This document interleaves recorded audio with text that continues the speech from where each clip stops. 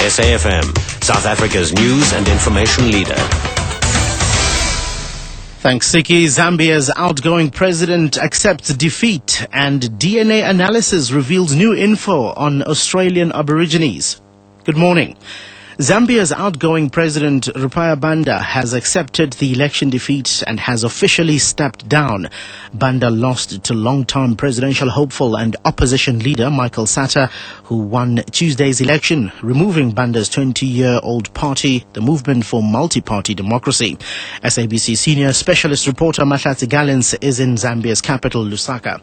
It is time to step down. Zambia deserves a decent democratic process. The people have spoken and we all must listen. These were the words of the outgoing president, Rupaya Banda, as he accepted defeat.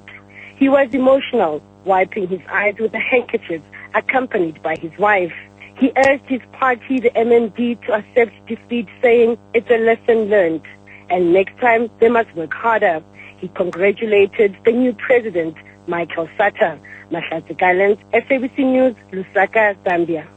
Striking BRT bus drivers in Johannesburg maintain that their 13,000 rand basic salary demand is reasonable. The drivers have been on strike for weeks, leaving 40,000 commuters stranded. Trans, the company that runs the BRT system, earlier gave the drivers an ultimatum to accept the offer or face what is called a lockout, meaning that temporary workers would be brought in. However, by yesterday, only 30 of the 250 drivers had accepted an 8,500 rand basic salary offer. Spokesperson of trade union Samu Menzilutuli.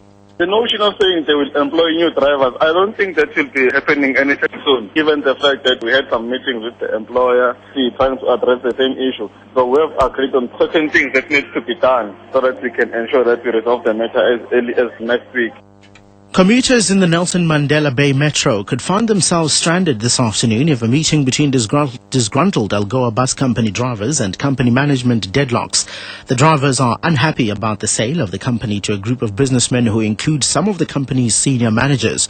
Unati Binwasa reports. To express their anger, drivers from various depots around the metro blocked the company's main depot in Costin, leaving scores of commuters stranded and causing huge congestion on the roads during the early morning rush hour yesterday. The disgruntled drivers say correct procedures were not followed in the sale of this Section 21 company. They say the argument that the company was sold because of insolvency does not make logical sense, as it had made profits during the 2010 FIFA World Cup. Drivers are now demanding answers. Will their benefits be affected? And will they be regarded as new employees under the new management? They are hoping to get answers to these questions and more when they meet with management later today. 23 people have been killed in 3 separate accidents in Limpopo in the past 24 hours. In the last one, 7 people were killed in a collision between a minibus taxi and a car on the R37 outside Zanin this morning. 6 of the deceased were in the minibus taxi while 1 was in the car. The minibus taxi was transporting grade 12 learners from a school in Nkoangoa Township.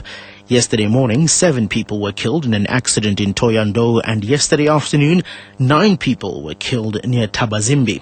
SABC reporter Witness Tiba has more on the latest accident. Mulauzi says the 2 vehicles caught fire and the minibus passengers were burned. 1 other passenger from the sedan was taken to the hospital. This accident brings to 23 a total number of people killed on the province's road since yesterday. The first accident that claimed the lives of 6 preschool children and an adult happened just outside Toyando. The victims were killed when the driver of the bus lost control and the vehicle overturned. In another accident, a minibus taxi and a bus collided head-on between Northam and Tabazimbi, killing 9 passengers. I am Witness Diva, SABC News, Polokwane. Amnesty International has published horrific details of a Syrian woman who went to identify the body of her activist son. The woman was shocked to also find the mutilated body of her daughter. The teenager, Zaina Bahazani, had gone missing a couple of months ago. Outrage over her killing led to street protests earlier this week. And finally, DNA analysis on a lock of hair nearly 100 years old has shown that Australian Aborigines were the first humans out of Africa 70,000 years ago. Scientists say the finding is incredibly important in terms of the overall picture of humanity. The finding indicates that indigenous Australians are directly descended from humans who left Africa tens of thousands of years earlier than the migration thought to have colonized Asia. It also makes Australian Aborigines the longest continuous human population of any territory outside Africa. Recapping the top story, Zambia's outgoing President Rupiah Banda has accepted the election defeat and has officially stepped down.